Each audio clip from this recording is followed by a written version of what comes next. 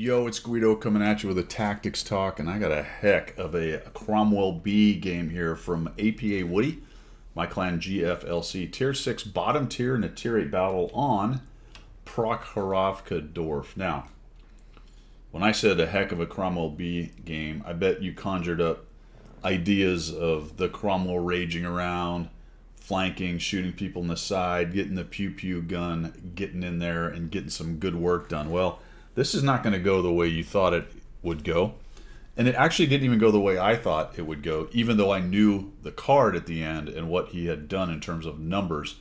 I was very surprised, as I often am when I get games, and I kind of make an ass assumption about how it was played. So, a lot of times I'm right or close to right. This one, well, I was correct in that he was able to do something and get a lot of points for it, but I didn't realize how he did it.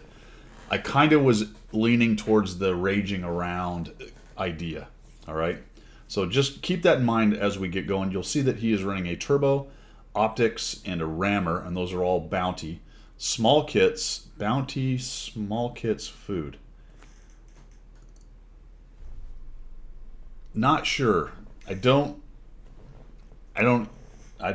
And he's got all gold. I think, Woody, if you're if you're going to go bounty, food, splash out for the large kits, my friend, and all gold, pure APCR loadout. Now, he had just bought this, I believe, just got the Cromwell B, maybe late to the Cromwell B party, but cool, it's a fun little tank. And let's see how this goes. He spawned into the north. It is a standard battle. Off we go, my friends. Now, check this out. I watched him start this initial maneuver, deployment-wise, and I said, well, this makes sense. He's gonna surf the edge and get some artillery involved, get some assist damage, light some guys up, all that kind of good stuff, right? So it was all looking like exactly more or less what I expected up until about here, and I went, ooh, is he going for the pit? That doesn't seem like a good idea. No, he's not going for the pit. Is he going for the magic book? No, he's not going for the magic book. What are we doing? Holy macaroni, I'm going to be honest with you, my friends. Right about here, I was thinking, well, the problem is I wasn't really thinking this because I knew it didn't happen. But in the back of my mind, coming quickly to the forenoggin of my mind, was the idea that he should basically have disintegrated by now. Right? Somebody else should have been close enough to see him, but that didn't happen. It did not happen. In fact, he actually poked out the bush. I went, no! Woody, you're completely overextended. There's no way. There's no way that a Cromwell that drives this far up on Prokhorovka Dorf survives it. Well, way. There is a way. T832. Now, the first guy that maybe had a chance to figure him out was this dude. And the 3001D is not very far forward, and he has to be right now going, what in the actual F word has happened? Why am I lit right there? And he's like, well, do I need to get out of the way? Should I turn around? Why am I lit? I don't know. Okay, I'll just sit. They won't see me. If I stop, nope, they still see me. They still see me. And he's off to the garage. T25AT is headed for the high ground. Gets lit. That is a highly unusual place to get lit in terms of the way he went. So he has to be thinking, holy shiza, somebody is close. The 832 is getting thumped by artillery and by the snippers. Check this out. This is what's crazy. This is why I wanted to feature this one. First of all, it was a great number, so it was going to get featured anyway in terms of what he ends up with. But also, look at this. So, at least for the moment, the SU-152 sort of loses his mind in a little while. All the snippers are back here waiting, and one of them, the sauce boss, has actually come way up here. He knows that he's got eyes way forward, and more than likely, he can probably, in fact, I think he's actually 15 meters behind these bushes. He's not worried. Also, there's nobody here from the enemy team.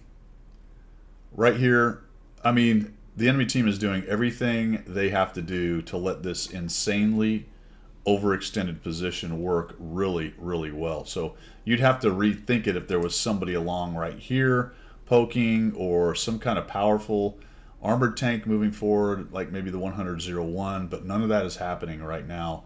And look at this, Su-101, the sauce boss, is tearing a new one. We can't see him now, but the T-832 will reappear, tearing the 832 a new one. And the 832 has to realize at this point that something very bad has happened over on the west side of the map, because he keeps getting lit. So if he's that low, he's probably thinking, well, this is not good, and guys are still shooting him.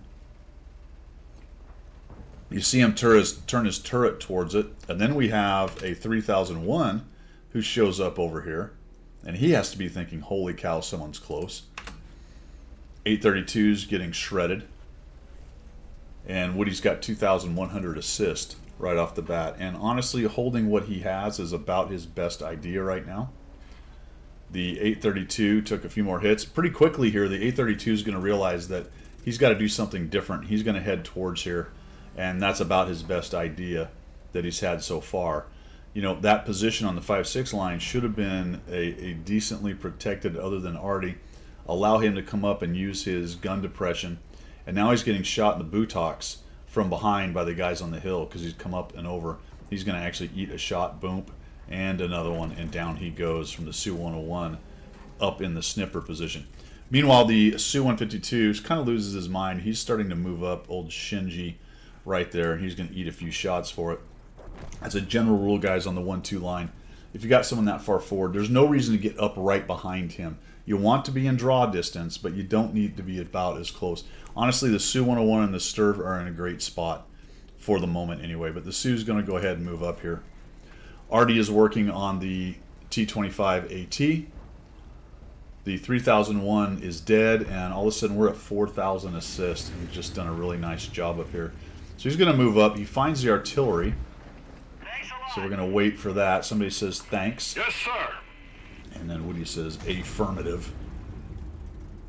Now you just know, because there's a lot of guns left in the game, that there are going to be several more on this 1-2 line. So the trick is to move forward, light them up. We find the VC. Honestly, I think you could have held. I don't think you were seen until you moved forward.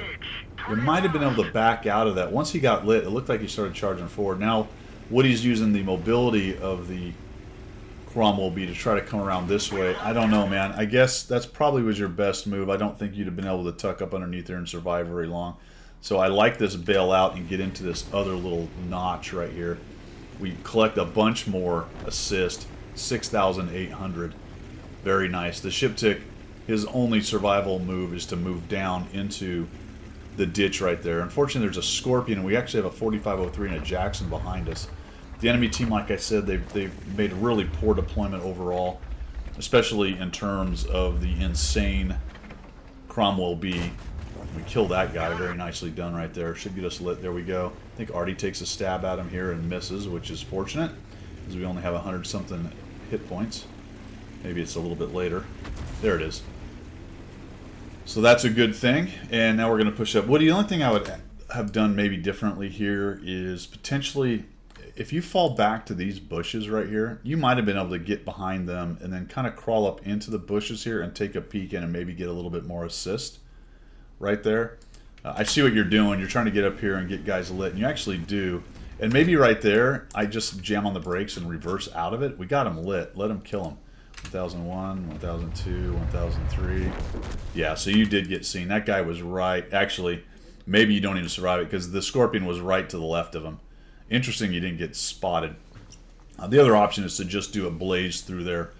Just do a runner all the way through there and get the Scorpion lit before he shoots you, kind of thing. But we're at 7,800 assist. It might even be a little bit more. We'd have to look at the card. I don't remember if it showed 8,000 or not. Watch this chat. Pretty funny.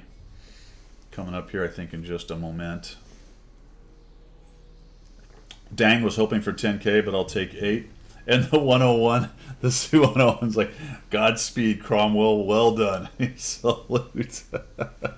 But let's beat that dead horse just a little bit, because it's a fantastic game, and your team is up 3,000. It goes to 3,000, but it's 9-5, and probably not going to lose, but they still have some significant tanks on the board, and if some of your guys get rolled up, I do this as well, sometimes get a little over aggressive, having a great game, trying to push it to a better game. You know, you look at it and go, hey, that early deployment was really aggressive and it worked out, so let's just keep on being aggressive. And oftentimes that can do great things, but other times you end up being dead like this. And it's always better to still be alive because you can still get some assists, still get some damage, all that good stuff. And that's just me finding something to harp on what was a pretty fantastic game. Just be careful, fellas, that being that aggressive on this map, by all rights, with any kind of decent deployment by the enemy team, they should have found him pretty quickly and punished him for being that far forward. But the fact is they did not, and he took huge advantage of it in his Scoutwell. Really well done, man. Scoutwell, bravo.